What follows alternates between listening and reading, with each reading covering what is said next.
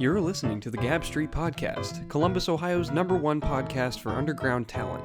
Every week we have new conversations with interesting individuals who contribute to the Columbus economy and its lively culture. You may find just what you're looking for right in your backyard. Let's get right into it.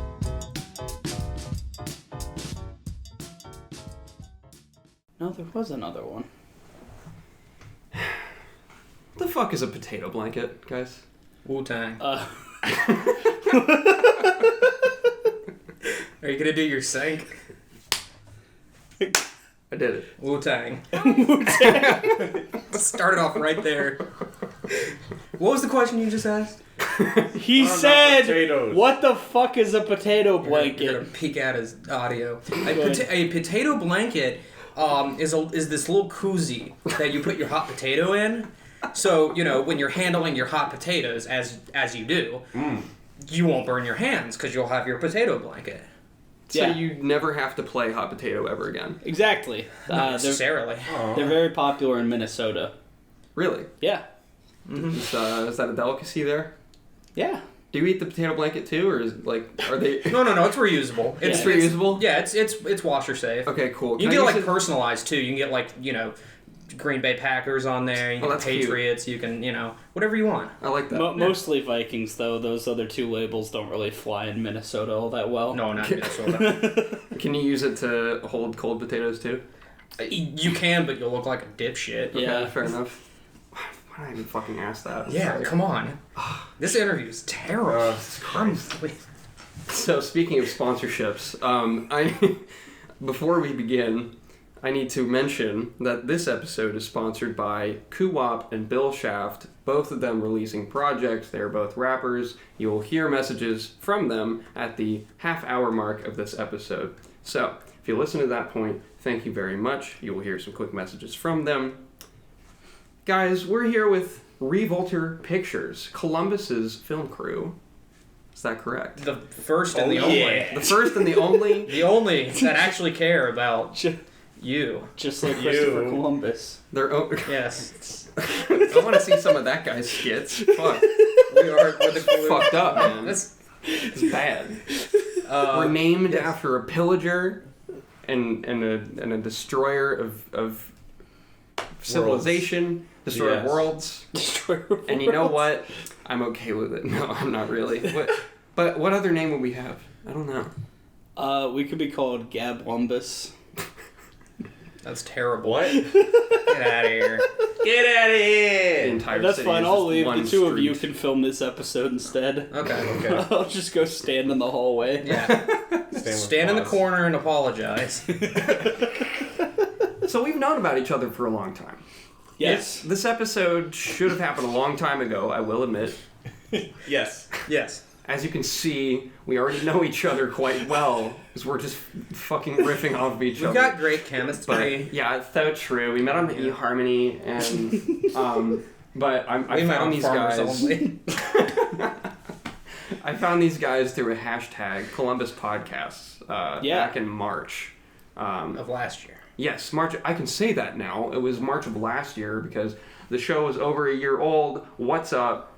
This episode is dropping 3 days before the party, so come to the party, please. Yeah. On the 29th. We'll be there. He'll be there. Yeah.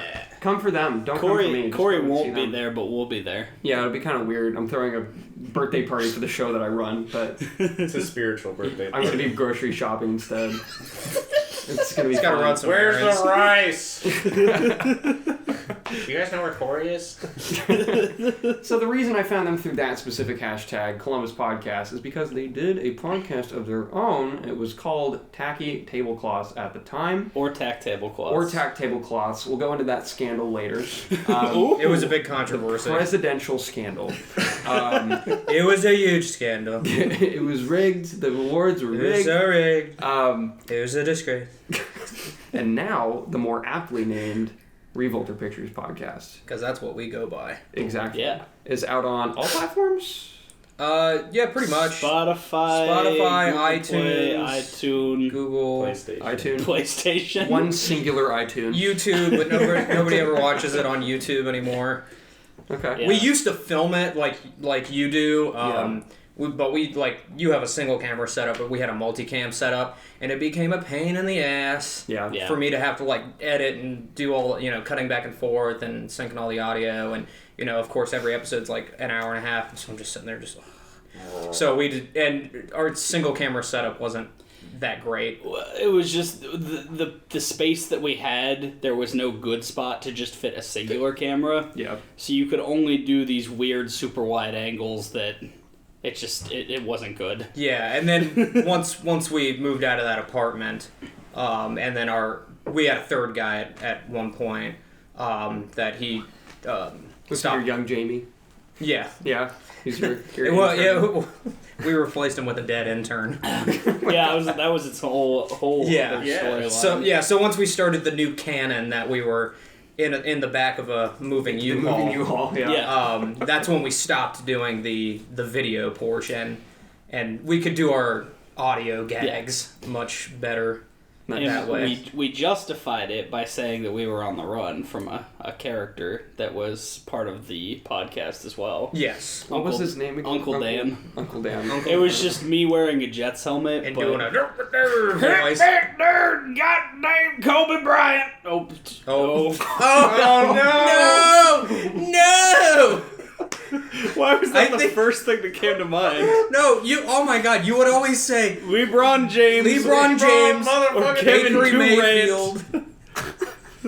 That's the first time he's ever said Kobe. We love you, timely. Kobe. So timely. No, it's not timely. I love it. It was Yes. in my brain. I was like, Someone make else. sure not to say this one person. Make sure to insult Kobe. Bro. No. Oh my God. Well, this has gone off the rails. Oh boy. Poor Albert. So anyway, yeah. After our third guy had left, yeah, the official story was that he was kidnapped by Uncle Dan, and then Uncle Dan burned down our apartment, and then we had to stay on the run from him because he was threatening to get us too. Yeah. So yeah. Fair enough reason to run. What was Right. that? was that. Right. Believable. So we'd usually like introduce the show with some new little thing we'd like come up like 5 minutes beforehand, like, okay, what are we doing this week? Like he'd called and left a threatening note or letter or voicemail or something. Yeah, and then like 10 minutes later, after we're bored with the skit, we'd be like, so what movies have you seen this week? It was in the Just worst. go into that. It was in the worst ways, just a rip off of Red Letter Media. Oh shit, and I'm wearing their fucking shirt today too. I'm wearing my Lightning Fast VCR repair. None of us are wearing our Revolter Pictures shirts today. Oh yeah, we should have. that's I meant to corny. say that we all should have. That's like bands that wear their own corny? shirt. Look at this. I have a, He's yeah. not wearing it. It's framed and hung. My from house the is wearing rafters. it. Yeah, Yeah. that's his Yeah. decoration. So you know what show you're watching. So, Bartholomew, this all started. Yes. So, what came first, the podcast or the skits? The skits. Okay. Cool. Yeah, we started that way back in. We didn't have the name Revolter Pictures yet. And where did that name come from again? I think we were trying to come up with a name, and we were all having some drinks and sitting around, and then eventually it just popped. Somebody yelled it out, and we were just like, yeah, that works. And then the next day, I made our Gmail and YouTube account. I'm like, okay, this is it. Cool. This is what we're sticking with. We were going with basement tapes, something basement. Yeah, films. well, yeah, because the first thing that we first. ever did as sort of us together was this short film called Late, which is, if you go on our YouTube channel, it's the very first thing on there. And we got really drunk one night, and we were like, let's film something. And so we went into our apartment's basement with this like little handheld flashlight. Yeah. And then just filmed, just totally improv this thing with our roommate at the time, Nathan. He kind of came up with the idea for doing that. He's the lead guy that's in there. He's like, he plays the psychotic characters really well. He's great to work with. They did that pretty well. I think those guys did a good job. Yeah, him stellar. and Danny are fantastic actors. Yeah. Yeah, we haven't done anything with them in A little bit. But we've got a few things coming up that we have some parts for them. Although he was the voice at the end of Roasted Turkey. He was, Okay. He was fantastic. I think that video indicates, because I remember I watched it like a month ago, and Late, yeah. Okay. And it's an indicator of the style that you guys do, in the way that you start off where you're like, fuck, is this really happening? And then at the end, it's just like, oh, it's this silly... Yeah. Like, it, you know... Yeah, spoilers. Spoiler. It's Alex tied up in a chair in the basement, and it's black and white, too, which was... The only reason I did that, it wasn't like a pretentious artistic choice, like, oh, it's gonna be, this is my student film, it's black and white. No, it was literally because it looked like shit in color because the lighting was terrible. Yeah. And so right when I went to black and white, I was like, oh, this looks decent, it's passable. You know, nothing's like washed out, or, you know, we don't have to worry about that, or you just gotta do what you gotta do, I guess, but you know? yeah, it's Alex strapped to a chair getting whipped. I broke with a one belt. of the chairs. Yeah, we got it fixed. We did get it fixed. We did fix it. Here's something that makes that video unique, and from any other video that somebody might do in the same style, is that sometimes people start off with the idea that, oh, it's going to end up being silly at the end, and they won't take the serious part seriously. And the serious part of this video was actually really fucking well done and suspenseful. And I think that you paid enough attention to that it was actually convincing that this was going to end in a serious way. And that made the ending and twist all the better for that. Yeah, so. And I can't remember if the ending, like what ends up happening at the end of that. Go watch it. I'm not spoiling it.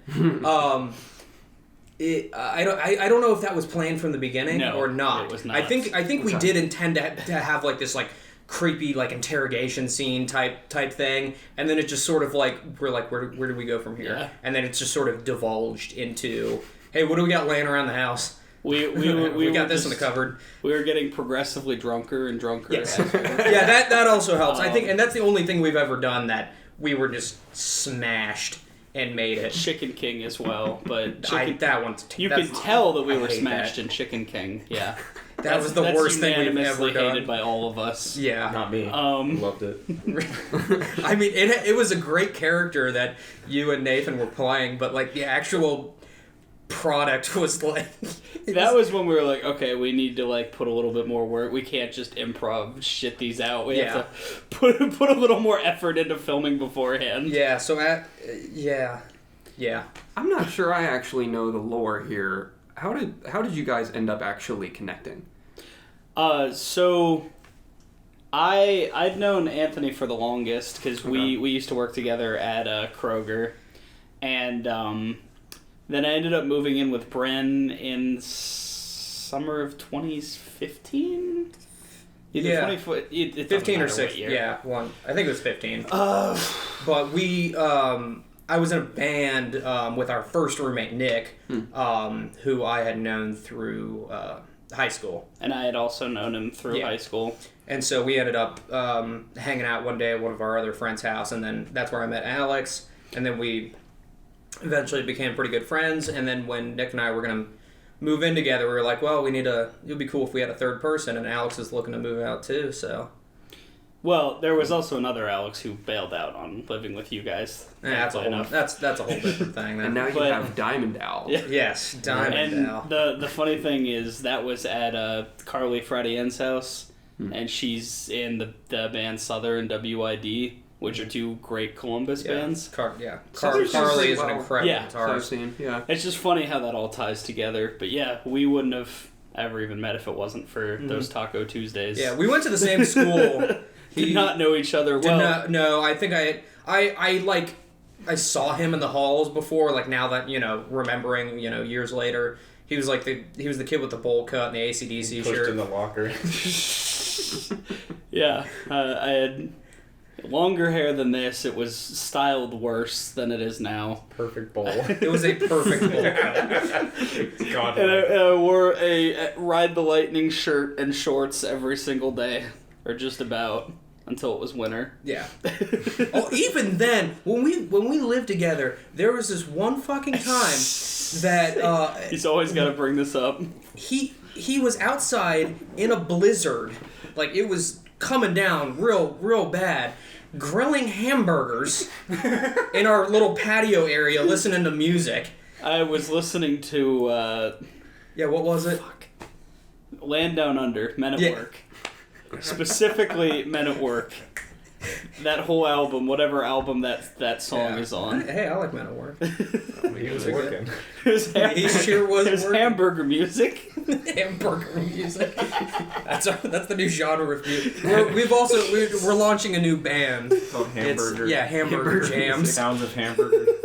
Cheeseburger in Paradise. Perfect. Yes. So, since we brought up the podcast, I want to bring up another podcast. Not necessarily happening yet, but I think there's no universe in which this does not end up happening. I think it logically has to lead to this end. If you remember, if you're a part of the pedestrian movement, you did watch the first time that Diamond Al here co-hosted the show. Oh, no. While we were interviewing pre-Dead Boys, and one of them brought up Marshawn Lynch. I believe it was Dorian. I think it was Dorian, and the way your eyes lit up immediately, and the amount of lore, I'm going to keep using that, the amount of lore that you knew about Marshawn Lynch, the NFL lore. He can just go on. Dude, it was hours. inspiring. I don't even like football, and it inspired me. And since that day, I have been committed to the idea of helping you start Diamond Al's football podcast. Let's go. I really need you to do that. Yeah. Why is it Diamond Al? Because It it has needs to to be. be. Because it's a catchy It's required. name. Dude, Doctor Strange won. This is what it is, okay? This is the one where we win, and it has to be Diamond Al's football cast. It has to be. There's no other option. Diamond Al's Diamond Football Gamecast #1. If Diamond if Al's game companion. I You like have to Diamond watch- Cast better. Diamond The Al's Diamond dynamic. Cast. Diamond Al's Diamond Cast. Diamond Al's Diamondback. Forcing me to football adhere cast. to this. #1 sports podcast. The only Columbus, sportscast. Ohio's #1 sportscast. Featuring Uncle Dan. I think this needs. It's you just like switching back and it's like a one-man show. You got like 6 different characters you're doing. And I think if it happens, it will win Best Podcast this year at the Podcast Awards. Absolutely. I don't think it's possible to tackle Dino. Wait, what? Dino? Dino, isn't it Dino Tripopolis or whatever his name is? From... The whiskey business? Oh, yes. Yeah. Yeah. I don't know if he's top level. We'll have to see. Yeah. But we'll only if see you can do make it. it informative, That's truthful, and entertaining. That's very, very important. Yeah. Truthful sports. That's, you got to throw in little skits here and there. Just refer to it as football lore, and then it'll be... Football lore. Yeah, it'll you be gotta do It's like something you'll get the D&D nerds in there, and you'll get the football nerds in there. You could even like do like what Dan Harmon does at the end. You know how they play D&D at the end of the show. Yeah. But it's football D&D. It's the same rules of D&D, but instead of like dragons and knights and paladins and shit, Yep. it's football players. And you do you play like house with them. So little fantasy. similar to Blood Bowl, then. Is that a real thing? Yeah. Yeah, but it's not like you're playing the game of football. It's just the players. And you'd be like, oh, this week Marshawn Lynch goes to the grocery store. Roll a perception check. I don't know. Dude, this doesn't sound like This is an must untapped listen. market. If the actual cast does not happen, it at least needs to be a skit for Revolter Pictures. Well, Don't steal that. And That's my idea. Fuck it's, you. it's my idea that I transfer to you as Yes. intellectual property, Actually, and then We're but co-partners. to continue on with the skit idea. I want to talk about the skits that you guys have done. I think it is your meat and potatoes. It is your gravy. It is the good shit. you can't call it the meat and potatoes because Bryn can't eat meat or he'll die. Okay, I won't die. I'll just die on the inside. this is something I haven't heard about. What? Oh no, I'm just vegetarian. Ron has Okay. died of meat poisoning. I was gonna say, Pescatarian, but saying a vegetarian is Press easy. F to pay respects to Bard. I will literally die if there's any meat product near me. oh, Anytime you let's- cook a meat product near him, he nearly dies. Oh, wait, okay. we'll get to this one because there's a story I need to tell. Speaking of press F, I need us all. You see the F on the coaster here? Yeah. I need us all to collectively press an F for Andrew Yang's campaign, real quick. Rip. So 3, 2, 1. F pressed. Bing. We have paid our respects. Bada bing, bada boom. Andrew Yang is out of the presidential race as of today, which is the 12th of February. Technically yesterday. Technically, yeah. But He did it then. After he got 100 votes. Did you read the email that he sent out? Yep, I did. I read. Yeah, he forwarded it to me. I was literally like in tears in the movie theater after I'd just seen a really shitty movie. And it wasn't because of the movie? No, the movie was just... Ugh. He was already in a depressed mood, and then that just really... That threw him off the cliff. I wasn't depressed. I was just like, well, that was as bad as I expected it to be. Mm-hmm. Yeah. Birds of Prey with... I see. Okay. No, say no more. I understand. DC movie? Yes. Say no more? Wait. They had 2 strong entries in a row with Shazam and Joker. And then I knew 3 would be too much for them. Yeah, true that. So I want to talk about your guys' skits, and the first one I want to bring up. So for each of these, I want to hear some stories of behind the scenes, because I know things can get kind of wild. They sure do. When it comes to wild and wacky races. I can see it happening. So, and I also... as a disclaimer, this is the episode where I dare them to start a Cow Chop style channel about their behind the scenes. But anyway, we'll talk about that later. Big dares. First one I want to talk about is a walk too far. Okay. Probably by far my favorite from you guys. Same. I wrote a review about it. You can go read it on the Revolter Pictures. It's a fantastic Instagram. review. It is. Not just because it's the first review, us, but... Well, yeah, it is the first one. No, yeah. there's a little bit of criticism at the end. Poor Paul Hogg Herbington. When I showed him the review, he took it personal against himself. Did he really? He was like, "Oh no, He's was been I training blocking the ever light?" since. Oh, man, I didn't want to hurt anybody's feelings, man. No, I'm just messing I was with gonna him. say he's a good man. He did a good job. It's just Oh, he does an amazing more. job. He just refuses to act any more than what we can. He's a very shy boy. He's a we very can only shy give him boy. like 1 or 2 lines, and he can't be doing anything. He just Fair stands enough. there. Love and you, Bond. So obviously the actual video itself is hilarious, and it's been shown at Visioneer Showcase now. Visioneer Spotlight. Sorry, Sam. But what are some of the... First of all, pause this and go watch it real quick, and then come back to Revolter Pic. Just type in the YouTube. Steal your parents' credit card. A walk too far. Revolter Pictures. You can type in 48-hour. Well, if you Type do in that, Revolter there's- Pictures on YouTube. And it's Revolter as in disgusting, so you can go ahead and find that. REVOLT. I can't. Let's see I never what- did a spelling bee. So let me hear some stories. Let me hear some stories from the filming of that. All right. Yeah. So I'm gonna start. No, I wrote the damn thing. he did. No, I'm just kidding. Just we wrote it together. yeah. That was the first film festival we had ever entered. It was the 48-hour film festival for Columbus. We had been recommended by someone else we know that does film. And we were like, yeah, that sounds like fun. So like they give you a topic or a genre, a line of dialogue, a character, and a prop. And everyone has the same line of dialogue, character, and prop, but you like pick from a bag of different genres. And we got real lucky with mockumentary because Alex had already kind of had a loose idea for a mockumentary. I had a nightmare. Yeah, a fever dream, if you will. That's how most of them are made. Yeah, it is quoted in the credits as a fever dream. Yes, based on a fever dream by Alex Johnson. I'd had this like just horrible nightmare type thing, and I'm being genuine. I'm not even like just playing it up. Like I don't have a lot of dreams because I consume so much caffeine. That's why I don't dream. Shit. At least that's what I've been told by someone who went to an actual sleep specialist, that, you know, when you have too much caffeine, you don't really enter REM sleep long enough to have a lot of dreams. That's what I've heard. I know if you smoke a lot of pot, you don't dream. Diamond down. So I've just based my whole life off of that, because I've noticed if I consume less caffeine, I have more dreams. Interesting. But yeah, big. I don't know if that's true or not. So don't. Yeah, Jamie, pull that up real quick. Don't threaten your doctor if it's not true. Young but Jameson, please But continue. Yeah, anyway.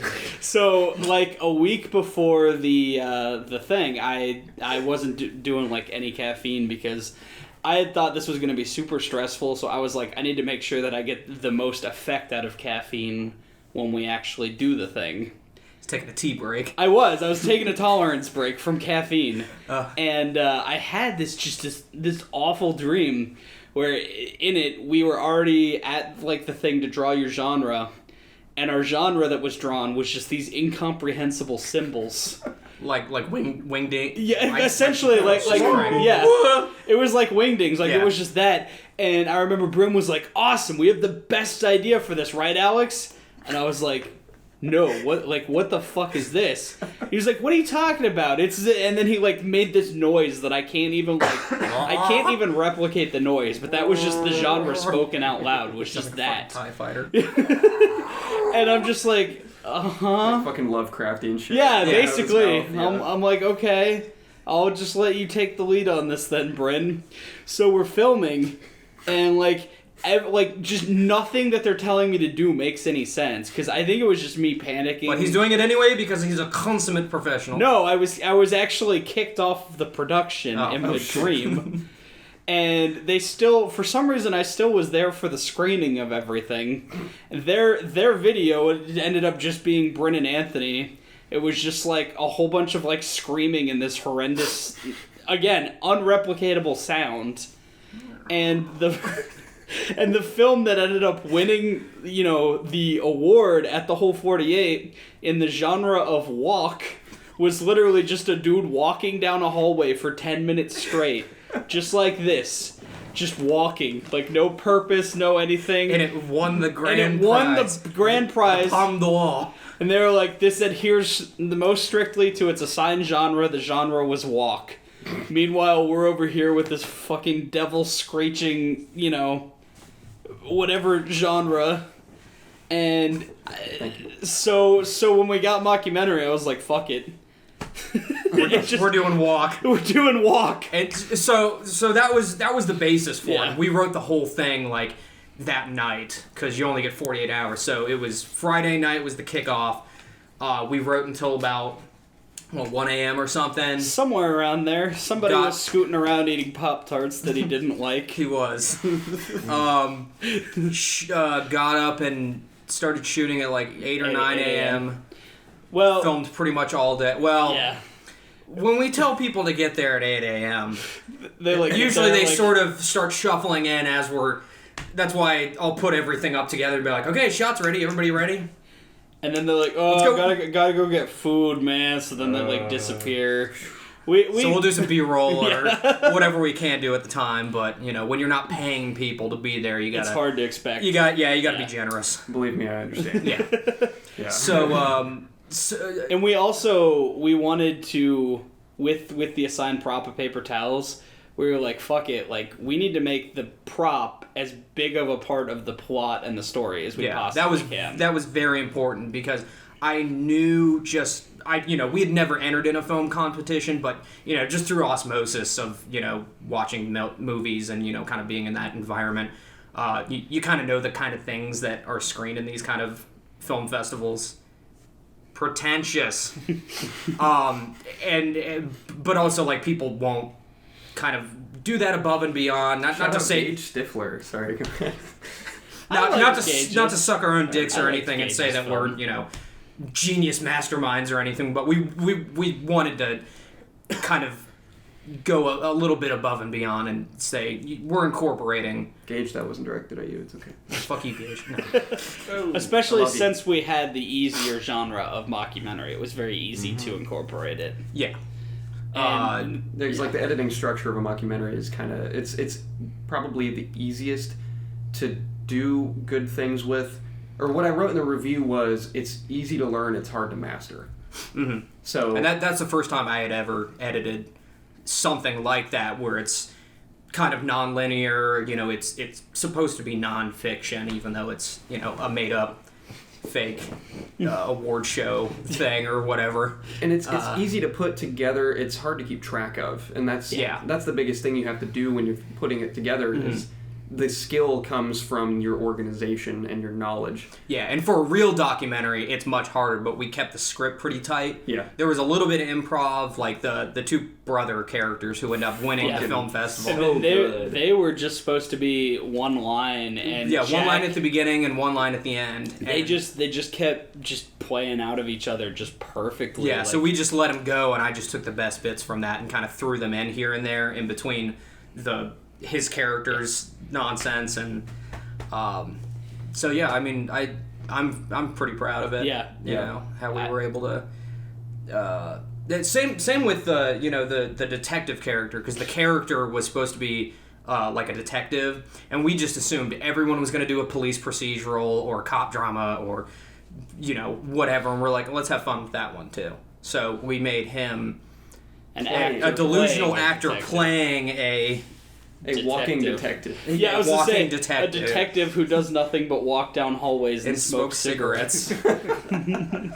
And so the entire thing is sort of a tongue-in-cheek, poking fun at the typical submissions into these kind of film festivals. And lo and behold, there were a few that we definitely called it. Like, yep, yeah, that's exactly what we expected to see here. There were some great ones, especially, it's hard making a movie in 48 hours. Especially some of the entries that came out, I'm like, how did you guys coordinate all this shit in 48 hours? Yeah, those are the people who are, like, rendering 30 minutes before turn-in time. Yeah. And, sprinting to turn it in. Like, that's insane, dude. But especially, and those people have, much better equipment and professional teams and... To some extent, that makes it kind of pay to win, a little bit, because of your rendering time. If that can actually encroach upon your eligibility, I think that's a factor to be considered. Yeah, but it's also it's their fault for using 4K cameras anyway. But yeah, I guess. You always cut down to 720. Dude, 720. Dude, your eyes can only see 60 frames per second. It's okay. Well, your eyes can only see 30. That's right.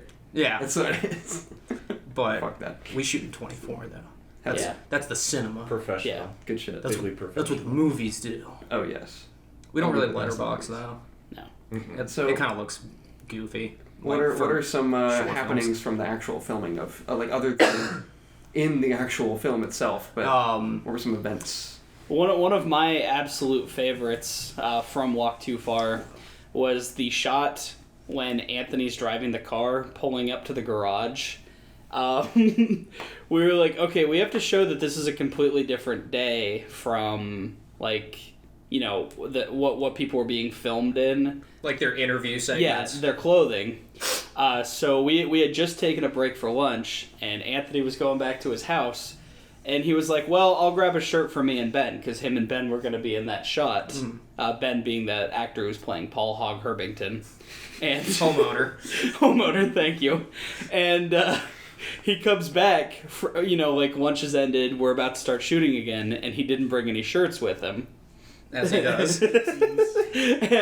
We love him to death. He forgets things sometimes. And so we're like, okay, we have to make it look like it can't be the same day. Like, it cannot look like it's the same day. You guys can't be wearing the exact same clothes. So, we get the idea to put them in winter coats in the middle of July. 'Cause that was all we had. There was there were some coats laying around, and so thus the it's a hot one line. That is my favorite line that never gets a laugh. Yeah, every screening that we've done a couple screenings of the Visioneers movie. though. Did laugh at Visioneers. Visioneers. Oh yeah, there were jokes that didn't land anywhere at the 48, else. or people who have watched it and said, "Oh yeah, that was pretty good."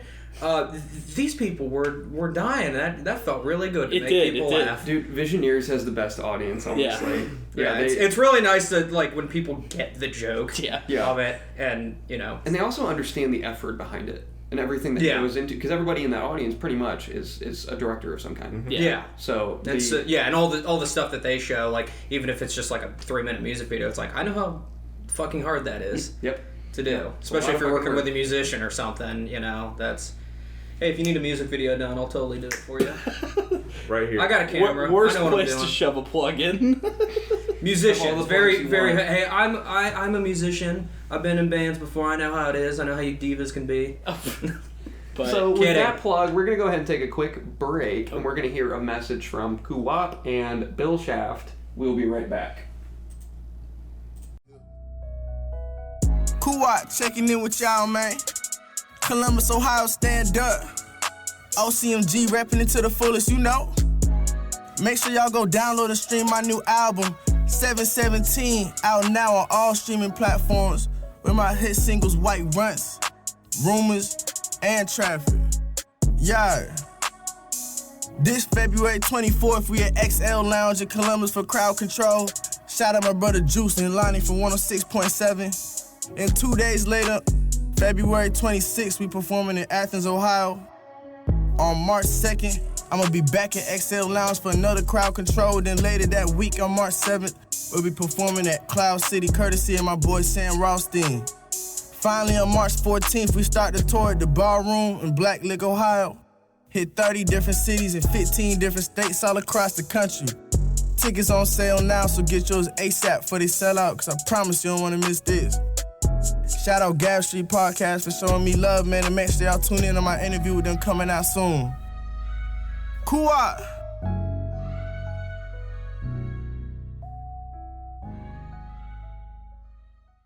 Gap Street Podcast is proud to be sponsored by Bill Shaft, a 19-year-old rapper whose new album Revenant is now out on all streaming services. He's an event planner for Sluggish Records from Chillicothe, Ohio. His new project has features from Dirty Sanchez and Desi Hines from Pro Era. Bill is really someone to watch in 2020. Make sure to follow him on Instagram at BillShaft47. That's BILLSHAFT 47. To find his music, just look up on all platforms Bill Shaft with a $. He and Pete Lynch do Sluggish events. There will be a lot of shows coming from them this year, so keep track of them, and look for his interview dropping on April 22nd of this year.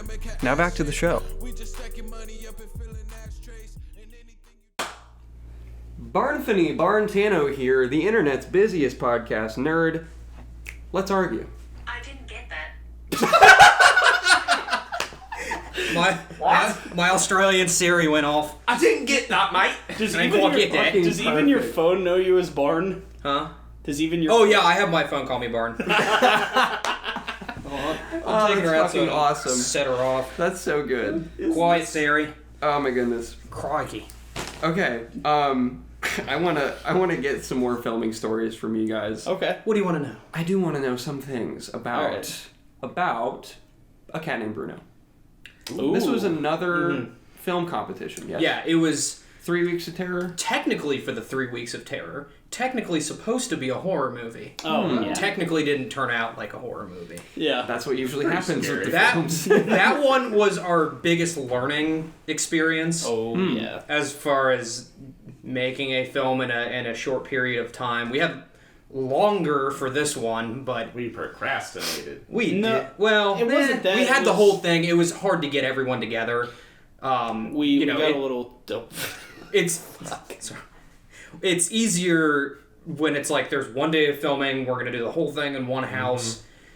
It's another thing when we do it over 3 or 4 days, having to coordinate, a bunch of different people. We had much more people working on it and acting in it this time. Okay, can I have my vape pod now?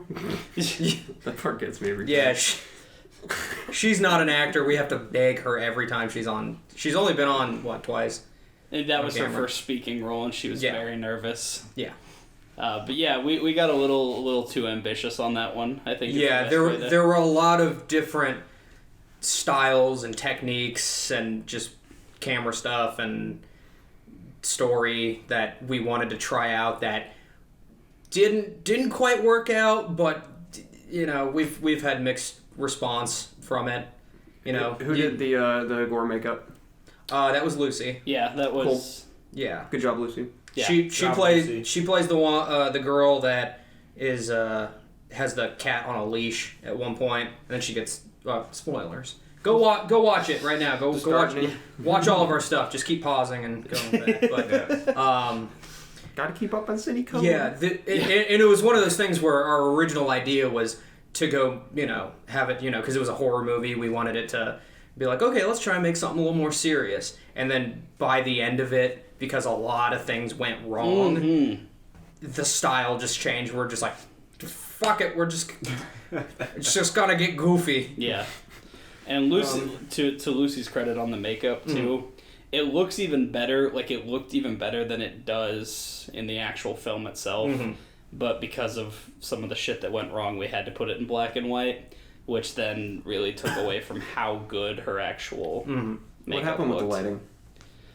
If I could No, I think that was a stylistic choice to put some of the scenes in black and white. It was But it was born out of necessity because there was once again a lot of the scenes because we're not a super duper professional studio film crew, so we don't have giant par lights and studio lighting and stuff like that. So at the audience, time, let's buy them some. Yeah. at the time we didn't even have these, since we have the equivalent of these lights. yeah, We weren't even using those. We were umbrella just ones. using these two tiny dinky little LED things, and so we had to which when you're blocking out of necessity, you get some cool stuff, but then some of the we're in a rush because we got to get this done. everyone's complaining. Yeah, and we can only get everyone together for the ensemble thing for one day. Yeah. And so, a lot of stuff does go wrong. And then also the story was very convoluted, and it was we definitely learned how not to present a kind of, not that the I think the movie is bad or anything. It's definitely weird and hard to follow. Yeah. Compared to the other stuff that we've done. It took me a couple of times. Yeah. It was still good. It's not as good as Walk Too Far, for sure, but it's still a good film. It is, I would expect it to be shown at Visioneers too. So. Yeah, we might. I guess we have to now if Commander Gab says so. Commander It's on the Gab air. It's gotta happen. He orders it. That one probably has some of our best stories, though. Yeah. I would say. Yeah. Juicy. Oh my god. That let's- was a lot.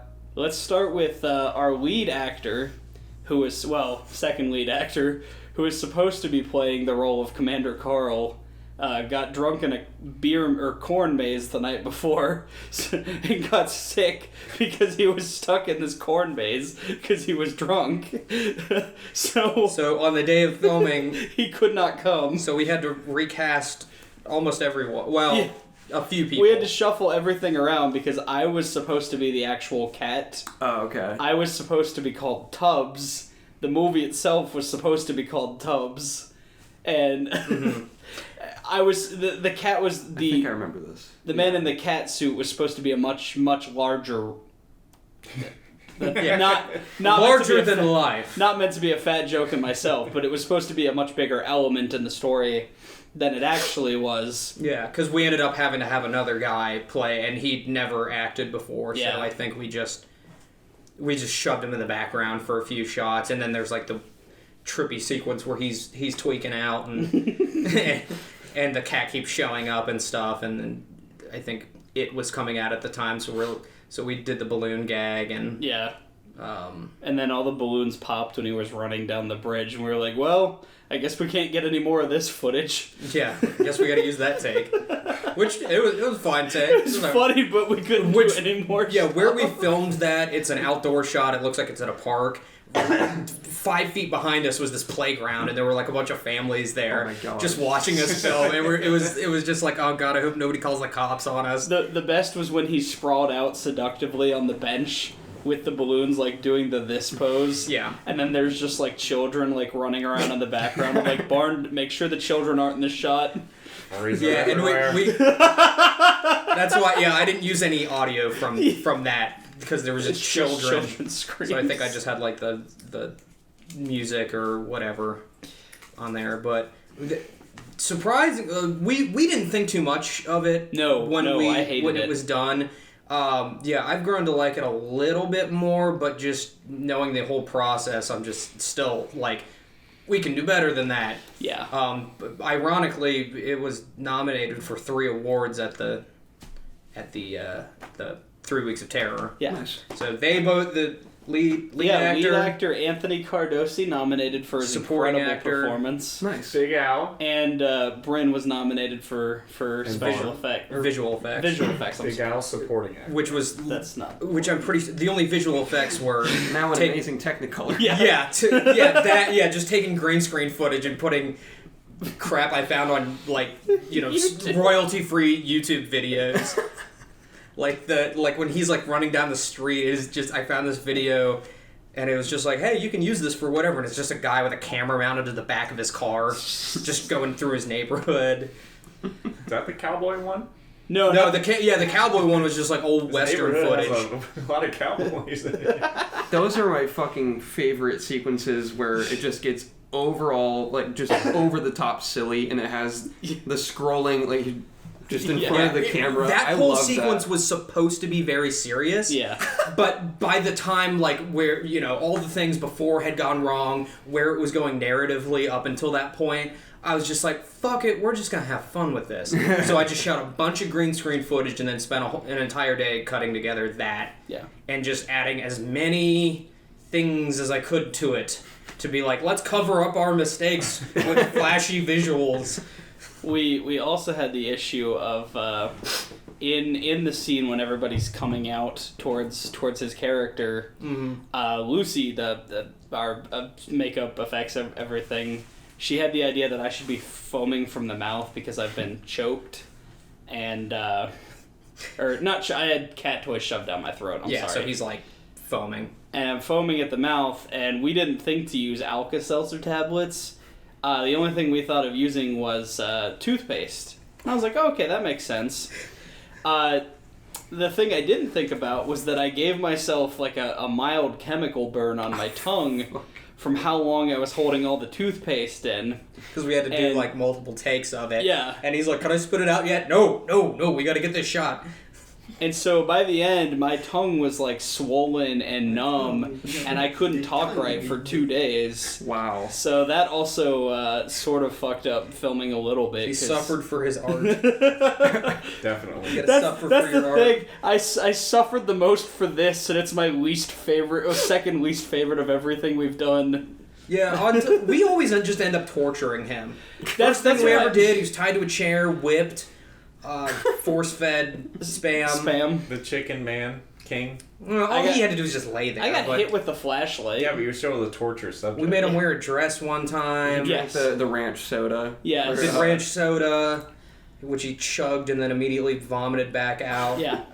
That's our 50 subscriber special. Go watch that. It's disgusting. I had to wear a very, very tight shirt that limited me like this. I'm surprised we didn't get kicked out because we filmed it right behind Kosai. Yeah. Where there's like the river there and there's the bridge on the other side. Yeah, I'm surprised we didn't get kicked out because we were standing right behind Kosai and he's just vomiting onto like the little road that's back there.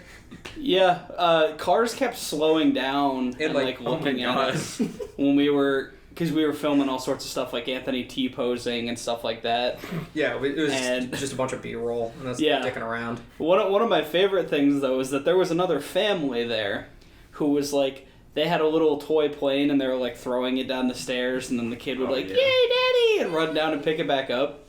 And they had parked their car on the actual like riverbank thing there. And so one of the shots we have, the other guy who was with us that's no longer working on films with us. He was the old co-host. Yeah, the old podcast co-host. He's walking towards their car, so it looks like he's walking back towards our car, theoretically. But it's actually just these strangers' car that he's just, like, oblivious and just wandering towards. It just makes me laugh every time I look at it. I know, because it does make it look like we're heading back for the day. Because the final shot that I used was that, even though that was like the earliest thing we filmed of the day. But the editing, the magic of movie editing. Yeah, that's what I tried. The power of editing. To say. You can do so much with it. I got it. I think Jack did a fantastic job in roasted turkey. Yeah. First of all, it's Jack, not Jackson, right? Jack. Yeah. Jack. Okay, Jackie. cool. Roasted turkey is definitely an interesting, unique video. Yeah, it's a great advertisement for sure.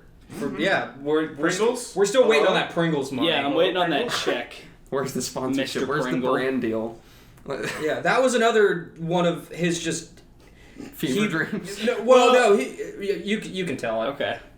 So I work a lot at 4 or 5 in the morning in a grocery store, and one of the days I'm rounding the corner, and I see this fucking display for new Pringles, and I'm like looking at it, and it's like new Pringles roasted turkey flavor, and I'm like, what the fuck is this? And I'm like staring at it, and like my brain is like not processing it. I'm just losing my shit. I'm just like roasted turkey flavored Pringles, and there's like all these recipes on the side because that's like Pringles. Edition. Yeah, limited edition, but that's Pringles' new thing. Is they always try and get you to buy a whole bunch of flavors because they're like, oh, if you stack pizza and jalapeno, boom, that's spicy pizza. And it's like, you can do turkey and gravy, and it's like a regular and a turkey. Or it's like, you can do turkey sandwich, it's like turkey, regular, and a cheddar one. It's like, you could do turkey pizza, it's like pizza and turkey combined. Alright, get to the point. He just listed off all of his favorite Pringles recipes. I could listen to that for another 3 hours. So I'm just losing my shit in the middle of the grocery store at like 4 in the morning, just howling like a mad. Because it's just me and the like 6 other people there who hate their lives. I mean, not to take myself out of that category. So then he gets this idea and he won't tell me what it is. I literally said, I was like, Bryn, I'm writing this script. You have to read it. You have to see this product. So I sent them the script. They were not allowed to know what it was ahead of time. Yeah, because you left out the ending. I did. Intentionally. Oh and I was like, we rewrote it because some of the dialogue was a little, first draft. My dialogue's always rough. I'm not good with dialogue. Yeah, we're much better at having like a rough idea of like what the dialogue should be, where the scene should go, and then just sort of playing around with it on set. That usually works out and makes it a little more natural. Much more natural than what I write dialogue-wise. But I read the thing and I was like, okay, what's the punchline here? What's the point? And then I made him tell me what it is. If you haven't seen it, we kind of spoiled it. Yeah. Go watch it. Yeah, go watch all their things right now. Please. This is the 8th time I've told you to pause and go. Yeah, that one is what I think we successfully got the tone of what we wanted Bruno to be. Yeah. But because we did it on our own, it was just for us. We had the time to really plan it out, and I think it turned out a little better than. Well, and Jack didn't get lost in a corn maze this time. Yeah, so we actually had him on set. Oh, that was Jack. Yeah. He redeemed himself threefold by how good he was in roasted turkey. Mm-hmm. Very nice. As well as Sea Captain Anthony. But it really makes me want to have some chips right now, for real. Like, roasted turkey does not sound appetizing, but I'm kind of hungry.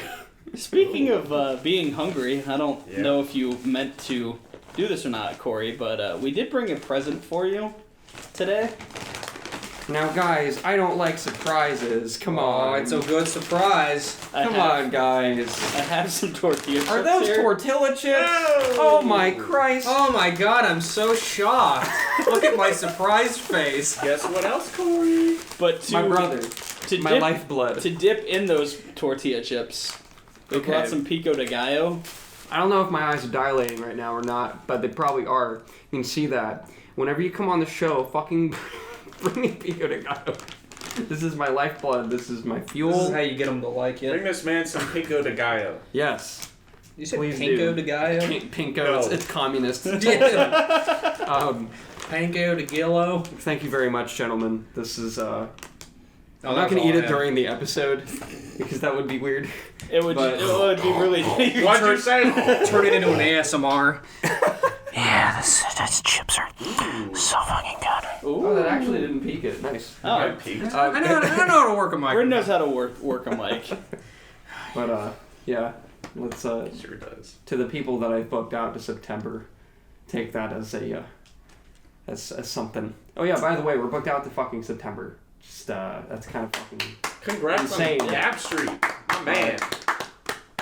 Yes. And we have sponsorship slots open in April, so talk to me about that. Anyway, let's get back to it. Yeah. It's a nice little break and ad for pico de gallo. Yes, We're everyone's good going at to go buy some. advertising. Pico de Gallo stock just went up. So about roasted turkey, my favorite part just about the whole process of that, the best thing that came from that, which was out of one of those, oh God, we lost an actor, we have to do this out of necessity, was the special guest at the end. Samantha. If you haven't watched it, pause now, go watch it. Spoiler alert. That's the 9th time we've said to pause now? Yeah, but you got multiple things. You get the whole chronology as you're watching this episode. The lore, if you will. But my sister, who's a fantastic actress, we had her in a Walk Too Far. She was the production assistant. Tabitha Rosenberg. Yeah. We were originally going to have her do it, but then the filming day we were going to do for her, she had to work, or school internship, I don't know. She's very busy. Very smart girl. Anyway, so we didn't have any other female actresses, or just actresses, or like whatever. Anyway, we didn't have anybody else. We don't know any women. Yeah, we only know like one Whammons. Yeah. that could like really act. So out of necessity, was it my idea? It was my idea. It was his idea. We got him for his birthday a few years ago a Donald Trump blow-up doll with peen. It has a little chest height peen. Yeah, it's like up there. It's not meant to be actually used. It's a novelty. Yeah, it's a novelty. And so we had that, and then we dressed it up as a woman, and then printed out a picture of Piper Perry, who is an adult film actress, and taped it to her face. to the face, and it's still on there to this day. Yeah. So that was our actress. We just cut all of her lines and just gave him a big old monologue. Yeah, that's he wasn't meant to be like a lobster shrimp captain or whatever. Well, that was because we just saw The Lighthouse. That's part of it too. He was obsessed with it. And like just anytime we were in the car, he would have the Lighthouse soundtrack, and he'd be like, "Hey, matey, Winslow." Oh yeah, well, you can do it. Yeah. Oh, sorry, your audio just got. Oh yeah, that just got. Oh Christ! If you're wearing headphones, take them off. Too Sorry. late. It's a bit late. But Take off your headphones. yeah, so that wasn't the character originally, and also at the beginning of the movie, if you watch it. He's not really that much, but by the end, he just becomes a salty sea captain. It's a character arc. Yeah. Yeah. He figures out who he really is. More and more things just kept going wrong. It's a lot deeper. Yes, that's right. We've got layers. But yeah, that was, I think, my favorite thing was filming him with a blow-up doll. Yeah. Well, it did help, too. He could do a lot more with her that he wouldn't have been comfortable doing with an actual human being. Yeah. So. Yeah. Fair enough. It gave him a little more free reign to explore his character. Oh. Yeah. And explore Samantha. Yes.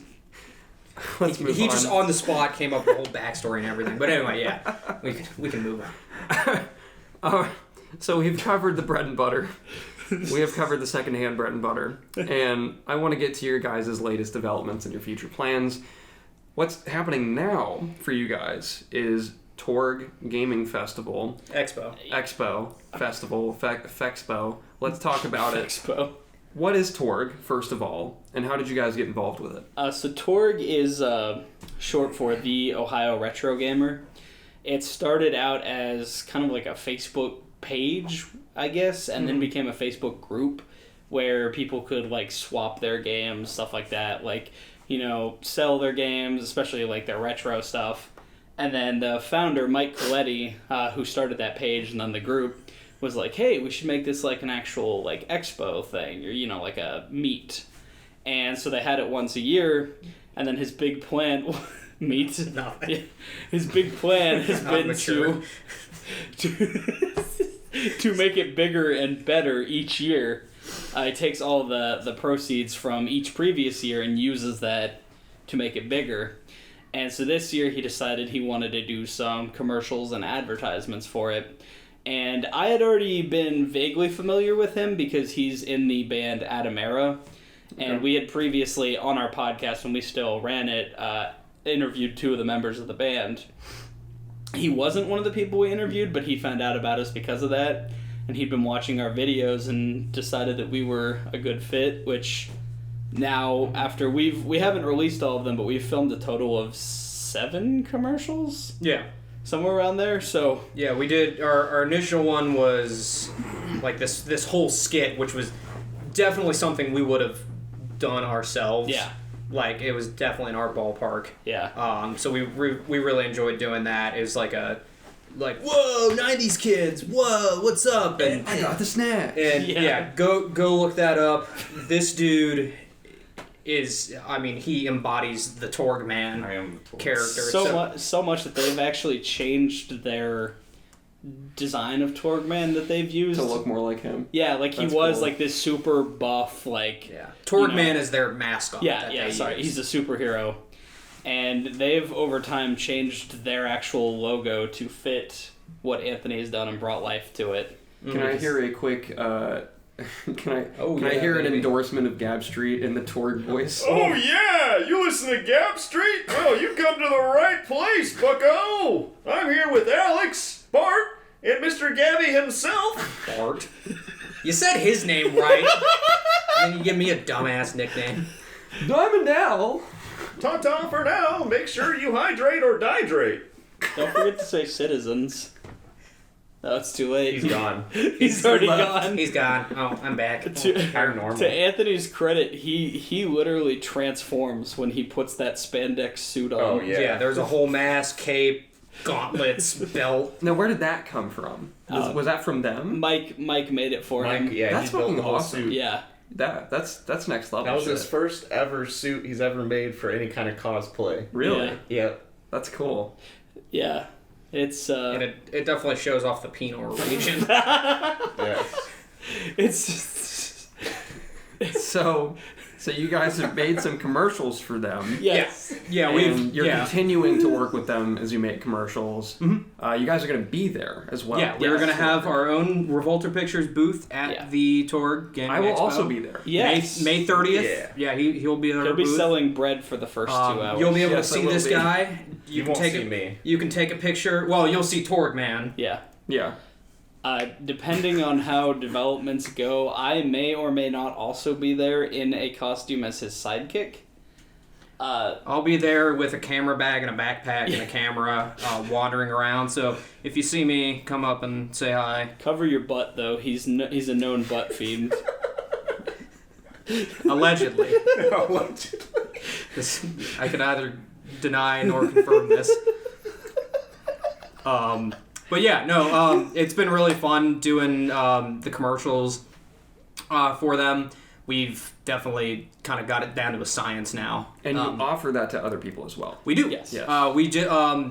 Because of Torg and the interest behind us, like doing fun stuff for people to promote whatever they're doing. If it's a brand or if you have a show or Potato blankets, a secondhand product, bread store. and really anything. If you need a commercial, that's we're not a huge production company. We're not a huge studio Yet. but I think what we offer is we really connect with the people that we work with. We really want to sit down, see their vision through, and provide the creativity that we've been able to show through our own independent films and stuff. It sold me on Torg for sure.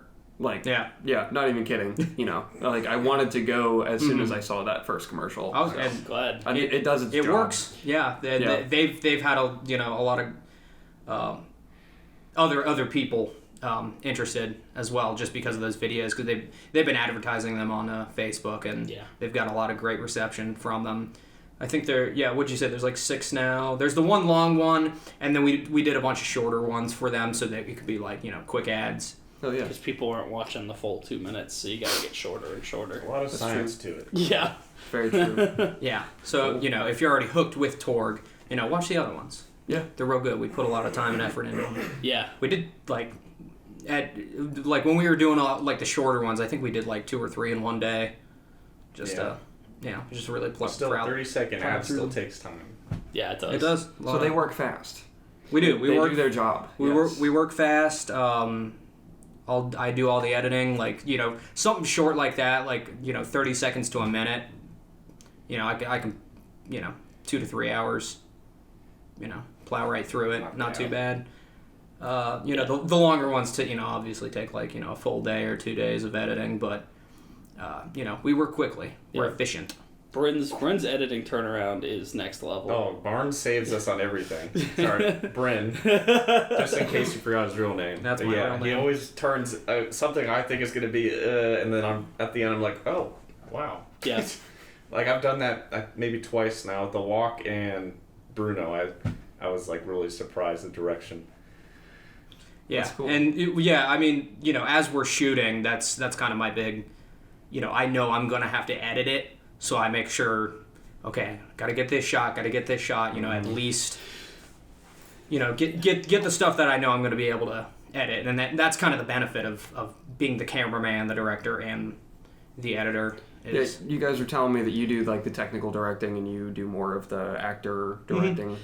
Yeah, for the most part, because I am just not good with anything technical, so I leave that to Bryn to set everything up. Mm-hmm. I try my best to get everybody into character, into the mood set, into what they're gonna do, get their lines ready, get their actions ready, and because just our first few things that we shot, especially like our little Western that we did and everything, I was like, I didn't trust myself at all to do any of that. So I put all of that onto Bryn, and it's been a lot more productive to the more that I can take off of his plate, the better he can set a shot up, set everything else up. So it's it's really it's nice because we don't have a dedicated cinematographer or production assistants or all the other things that you need. So it is nice to just be like, okay, I trust you to be able to get the actors to do the lines, do what we want,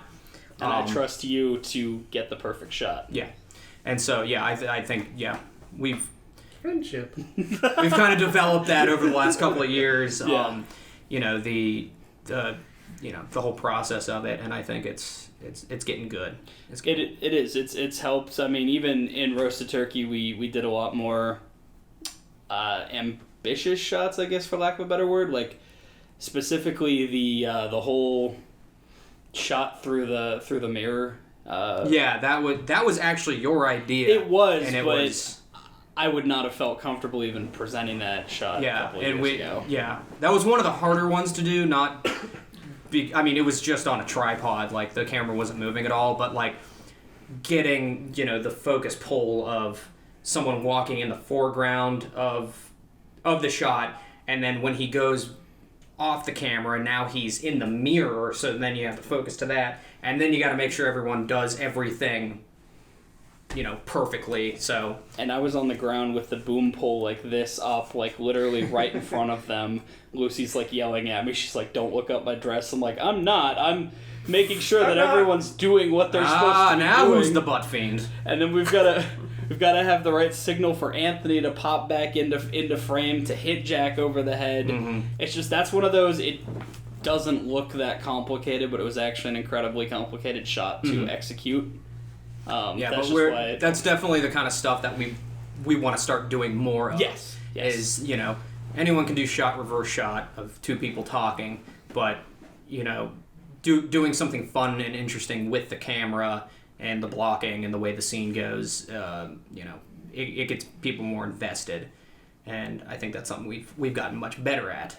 And I honestly think that's one of our best selling points in terms of if you are looking to have us do something, is we are constantly getting better with everything we do. We ourselves are trying our hardest to do something better and bigger with each video that we make. Even doing the first Torg commercial, that was the first time we'd done any set work, building up a wall for him to punch through. Yeah, that was like stunt work. Was supposed to be punching through, instead he led with his head for some fucking reason.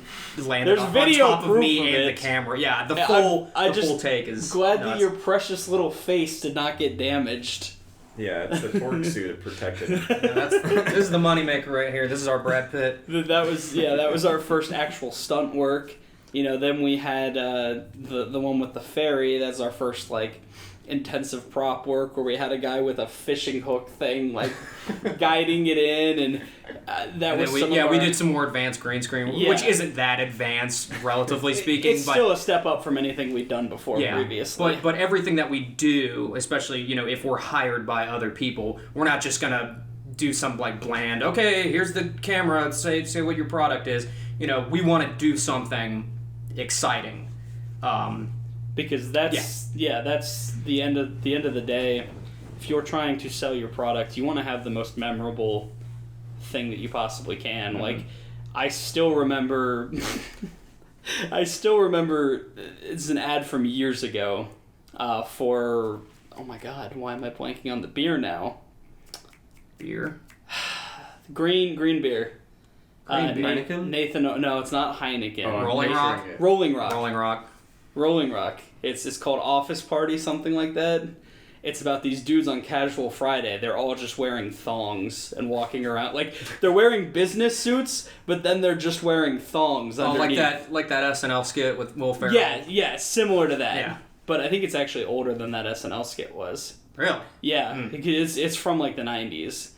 But it's like it very easily could have just been like, oh, this is the beer you drink after the long night at the office. But they're like, no, we're gonna make this goofy, we're gonna make this funny. Mm-hmm. I still remember that.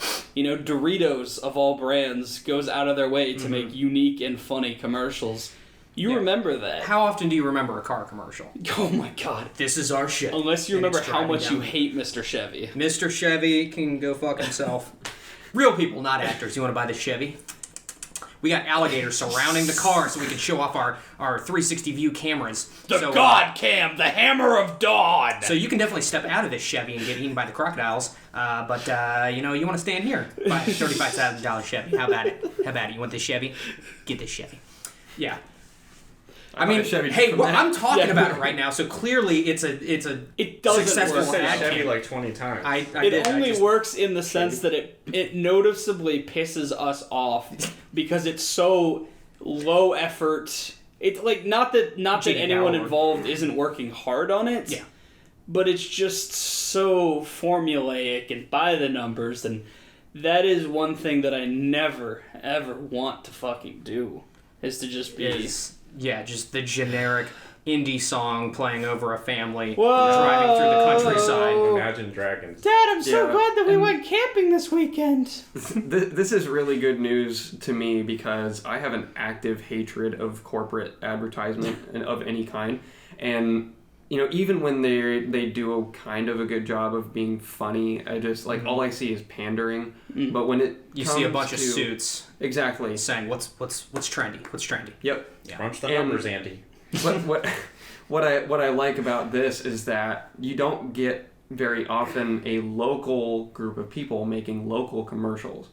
I'm all for localization of a lot of different things. We don't need as many national identities as we do right now. You know what I mean? Yeah. Or as we have right now. It helps support the community. I mean, what you do on this show, yes. You highlight people who otherwise no one would ever hear about. Yeah, boy. Thank you. So yeah, it's fantastic. Jeez. Like, yeah, because I don't know. I had something there, but then I kind of trailed off. It's okay. There's so many of these goddamn articles. I'm sick of seeing people from our city. I mean, I shouldn't say sick of it, but it just proves a point. So many, because I use Facebook a lot. Call me a boomer, I don't care. Boomer. Some of the people I went to high school with, they're sharing all these, all these articles every week, every month. There's always those best cities to live in. Columbus is always at the top. It's always in the fucking top 5. And yet, whenever it comes to pursuing something creative, everyone's like, no, Columbus isn't the place for that. Yeah, you shouldn't do that here in Columbus. Like, why the fuck not? Yeah, there's definitely a great arts community. Yeah. Here, definitely, on the bougie higher end, and also with people like us who are just down in the gutter. Yeah, trying to make a living. We're sewer rats. The river. We're sewer rats. But you know what? I'm cool with that. We're sewer rats who care. That rhymed. Yeah. You just won the battle rap. Are you a leprechaun, or do you have that prepared? One of my favorite and least favorite things that I've ever heard was our friend, someone who we film with occasionally. He works at an Apple store, and there was some like Sony studio exec who was in there. Oh yeah, I know this one. And he was asking about this particular laptop, and our friend was telling him, he's like, yeah, I do lots of video editing on this, like it's a perfect laptop for that. And he swears on this. The Sony exec like looks him in the eyes, and he's like, oh yeah, you want to do video work? I got some advice for you, kid. Get out of Ohio. And like a total pretentious fucker. And that sticks with me because it pisses me off so much that people think so. Again, they were shooting something here in Ohio to begin with. It was that one of those fucking John Travolta Oh movies. yeah, it was that shitty John Travolta straight to DVD movie that they shot in Short North. Yeah. Oh my god. Yeah, that was like big news at the time. Which, to be on your high horse about that, like... Yeah, tone it down, dude. Yeah, you're technically in the movie business. But yeah, so it just pisses me off to see anyone try and say that someone in our city of Columbus should not be pursuing their artistic goals because they don't think Columbus is a big enough city. Basically what he's saying is, you want to work for someone else? Go somewhere else. Yeah. This is not the place to work for other people when it comes to creativity. And we don't want to. Exactly. I mean, ultimately, like our biggest goal is to make something that we absolutely love, either a short or a feature that we could, submit around to festivals and then hopefully get it. Oh yeah. We got a couple ideas we're working on. We have two primary feature roles. One that Brent and I have worked on for about 5 years now, however long we've known each other. Ever since we moved in together, Yeah. and we decided we wanted to do film together, and it's ambitious, and it's something that we need an actual budget for. We absolutely need. Yes, we'll either need to kickstart it or actually have some funds to do it. But we've been rewriting it for almost 5 years now, and it's we don't want to do it unless we can do it right. Perfectly. Yeah. Not even right, just perfectly. Yeah. And then we have No, it's not The Irishman. It's not 4 hours long. No. And then the one that I think we could realistically at this point do, which we're gonna try and very soon get off the ground, is it's another mockumentary. Oh, are we talking about it on there? Yeah, we can talk about it. The Gap Street exclusive. This is a Gap Street exclusive. We had a film that a few years ago we worked on, and we got done filming. It didn't get completed due to various reasons that will remain between us. But I've always wanted to use that footage because I love it. It was a comedy western-ish thing that we shot down on a farm, and very low budget. We had to use stick horses instead of actual horses, going the Monty Python route. But yeah, there was a lot of different stuff that went on with that, and we weren't totally satisfied with it. It's never been released. I think there's in our spicy reel on our channel, there's like 2 or 3 shots from that I used in there, but that's the only thing we've ever released from that, other than I think a trailer on Instagram at one point. Yeah. But even then. So I've always wanted to rework that into something else. So we all I'll say is we have an idea for doing something with that, and I guess I already gave it away. That's a mockumentary, but whatever. So that's an exclusive. That's the Gap Street scoop. Hell yeah. Yeah. I like it. But we also have 2 very, very solid concept shorts that we're also working on that I'm very proud of. Yeah. The ideas of. Yeah, we got a lot of ideas. Not enough time to do them all. That's honestly one of the more difficult things is trying to work around everyone's schedule. Yeah. I would say ever since we shot our first 48 film, the Walk Too Far, I felt just kind of a difference in energy and tone in everything that we do. Yeah. We were definitely taking it, not that we weren't taking it seriously before, but... You understand what can happen now. Yeah. Yeah. We're putting much more into it. Yeah. Yeah. And one of the biggest catalysts for that has been this little guy here. Big old going boggin. full tilt into it with us. Big boggin. Big boggin. Because before it was really just Bryn and I just trying to drag everyone in by their teeth, and no one was really having it. But for some reason, adding Anthony in... Yeah, everyone was like, "Oh, that's fun. You're doing little films and stuff in your apartment or whatever." Yeah. But yeah, once we actually entered into a festival, it got some, people seemed to like it. Some clout. Well, yeah, I mean, genuinely, again, not to talk too highly of ourselves or anything, This but is the like, place to do that. we weren't nominated for anything at the 48, but we had multiple people telling us afterwards, like, I don't know how you guys didn't win anything, let alone not be nominated. Yeah, there were some people that said that like even ours was from their favorite. even from a dude who actually did win an award for one of the categories, he was like, "Yeah, I really liked yours." And then when we were at the MOFA setup, everybody was like, "That's the paper towel dude," and like pointing at me or like That's pointing awesome. at Anthony, and I was like, "Shit!" Like. That must be an honor to receive such high praise from the directors of The Big Spill. No, the directors of The Big Spill are not a fan of our work. Really? No. Sad. They've moved on. They will no longer talk to us. Their mom was too mad. Their mom was too mad. So mad. Well, they got that deal with Marvel. Yeah, that's So true. they're that's out. true. They're out in California working Yeah, for I think Tiger. I have their poster up there now. Yeah. Ah, you yes. can't They worked Yeah, on Endgame. It's I up could there. see Keith and Logie on there, Oh yeah. just photoshopped in.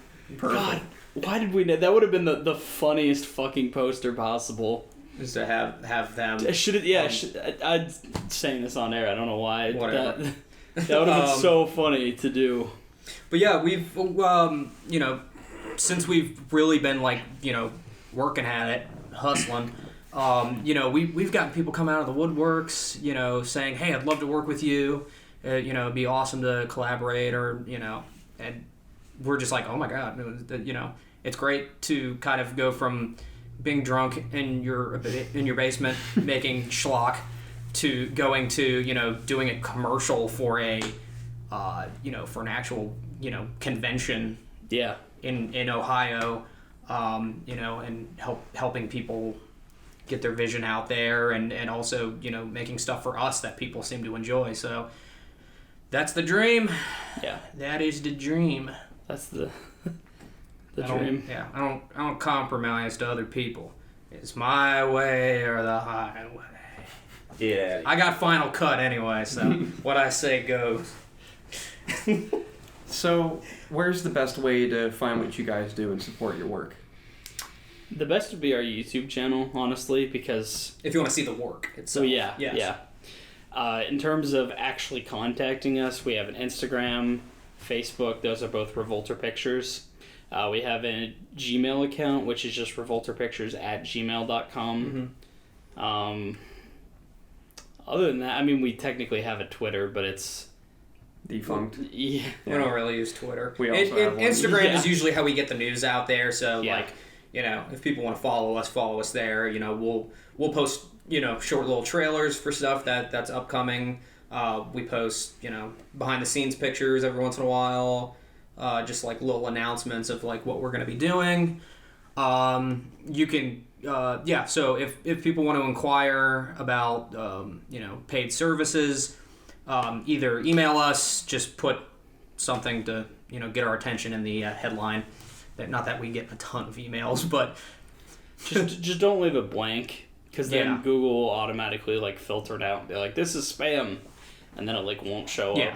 or just hit us up on Instagram. Just DM us, or if you want to collaborate, or if you have some if you like what we do and want to work with us, we always need crew members. We always encourage actors to Yeah. we definitely need different actors. That's because we use the same 4 to 5 people. It's kind of like but The Simpsons trying, like, when they do a parody of something else, it's just the same characters playing different people. Yeah. Which it's fun and it's fine, but like definitely the bigger our roster, the better. Plus, it gives us more experience working with people we're not familiar with. Yes, I'll be in something. It'll happen. Yeah, we'll get you. Actually, I think we have something for him. Ooh. In the works. Ooh, yeah. Fancy. Yeah, I think we do. I see me being an actor. Mm-hmm. Well, I mean, you know, I've seen your acting. You're great. You're hilarious. Thanks. Yeah, let's talk about the outage couch today. Oh God, go back and listen to episode 1, which is 55 weeks ago, and you'll find out about that. 55. 55. 55. Yes. Oh. Schwifty-5. Let's get Schwifty. Now that's a throwback right there. That's 55. before he was even born. Yeah, what year were you born? I was born in 2000. Ooh, I don't know. That's pretty close. I think it was after that. You were probably in diapers though. You ever heard of Group X? Yeah. You never seen 55? No. That's a classic. It was like back when people would animate with Microsoft Paint and just draw like stick figures and do it that way. Nice. Yeah. It was a music video for some song. And some nonsense band. All of their music was nonsense. Yeah. They were called Group X. Do you guys have anything else you want to go over, or? I would say please check out TorgCon. Like just in addition to us, The Torg Gaming Expo. or just Go to torgevents.com. Yeah, TORG events.com. That actually the front page of that has a little TV that Mike has programmed. It plays all of our commercials, Nice. and there's a remote you can channel up and down. There is also we're not allowed to talk too much about it, but there is a video game related to that is coming out as well. In the works. That's all we'll say. Starring our boy Starring here. Torgman and himself. Diamond Owl. Yeah. Yeah, there's a lot of behind the scenes stuff we're not allowed to talk about, but Yeah. Just to build up the excitement for that. Cool. So there's a lot of really cool shit coming, but we would like to do as much more cool shit as that's not a sentence. We're doing cool shit, but more cool shit is also a good thing to also do. Yeah. So please, we are very open to working with anyone on anything. Yeah. Just let us know. You got some stupid idea and you're like, hey, I want to do this. And be like, okay, we can make that. Cool. Even if you have a good idea, yeah, we'll make that. If you have no idea at all, we'll come up with something and we'll do it. Do you guys have any last minute shout outs to make? I just thanks to everybody that's worked with us and given their time to, give us, fantastic performances, fantastic, behind the scenes stuff. Even the people that just kind of like hang out and watch us and just take videos of us working. Yeah, we really appreciate it. We really appreciate, the community here in Columbus that is so talented and so creative, that really comes together and just, without asking for too much, supports each other. So, yeah. Thank you, Columbus.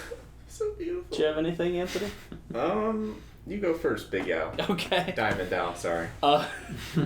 I want to specifically thank Mike Coletti from Torg Events and Randy Hardenbrook, also from Torg and the Canned Air podcast. You're not allowed to plug another podcast on his podcast, because then people will go listen to him. The potential overlap between their two podcasts is pretty vast. I can't speak today. Today's a really bad day to have me on air. My brain is not firing. Me forgot how to speak. I want to thank every amazing person that I've met through knowing you. Sam Rothstein, Joseph Keith, Zay Crypto, Gage.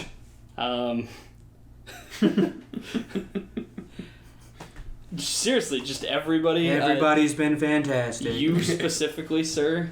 Thank you very much. Not only for having us on, but just every single thing that you have done for us.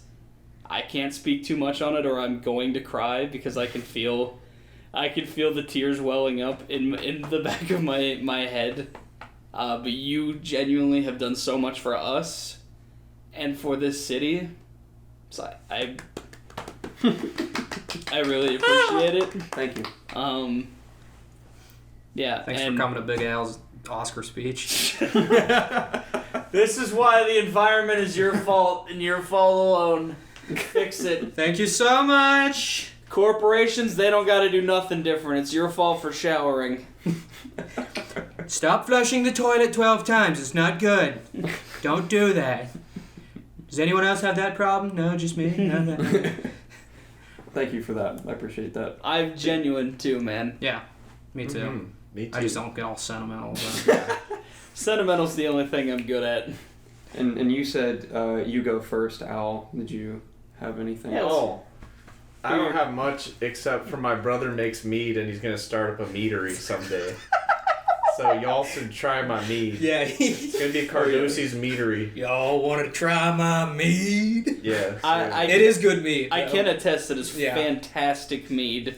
Yeah. He makes it in a big old jug in his basement. Yeah. Once I'm of age, I'll have it on the show. Oh gosh. It will compete. It will compete with Brothers Drake. I'll make you the Gab promise Street that. branded mead. Oh my god, dude! I would totally It'll be green. do that for real. Can we get the Revolter I don't know if I want Pictures? green, but Well, Get we'll green work- mead. we'll it's work rotten honey. Yeah. It's flavor. Yeah, it's Hulk flavored. Yeah, it gives it Little that gamma nice radiation. kick. Yeah. It's real cute. I love it. Thank you so much, guys. I appreciate you making the drive all the way from up north, come down on the show. Oh, yeah. Thanks for having us on, Thank Captain you for Gab. having us. Of course, thank you for calling me Daddy Gabby. Oh, He did you not. said that, not me. Yeah, he did not call I you meant a to bring it single up. time. I meant to bring it up. Don't worry. I don't like it. On air. Thanks, Davey. Oh. And we will catch everybody next Wednesday morning with another edition of Columbus Culture. Thank you very much for listening this week. Give us your money. Subscribe to the mailing list. That's how you'll know who's up next week and the week after. I'm subscribed. Are you subscribed? Are you? He actually is subscribed. Subscribe to our YouTube channel, I do. too. He's Follow a real us. pedestrian, actually. We'll see you next week. Thank you very much.